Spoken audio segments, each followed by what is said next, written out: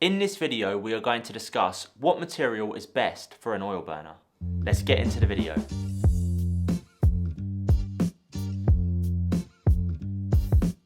So the first thing I will say is that all oil burners are different and they can be made from many different materials. So firstly, let's talk about metal. The pros of using a metal oil burner is that it's easy to clean, it's hard wearing, and it distributes heat evenly. However, metal oil burners do get really hot, and so if you needed to move it, you could risk burning yourself. Metal is also a corrosive material, which means that it won't always be the best looking. Next up is glass, and although glass oil burners are pretty to look at, there are far too many cons. Firstly, glass doesn't distribute heat evenly, which might mean that you won't get the full potential of your essential oil. If the glass is thin, it could easily smash, and even though thicker glass would be better, the slightest bump could mean that you have to buy a new oil burner.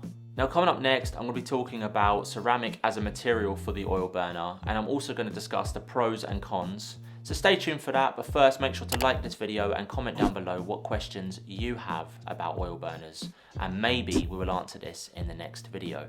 The best material for an oil burner, in my opinion, is ceramic. The reasons why is because it's easy to use, easy to clean, it can be glazed in so many different colours and designs, and it's stronger than glass. If you look after your ceramic oil burner and clean it regularly, it could last up to 5 years or more. Anyway, I hope you liked this video, and if you did, you will really like this video on screen now as we discuss the differences between simmering granules, wax melts, and essential oil.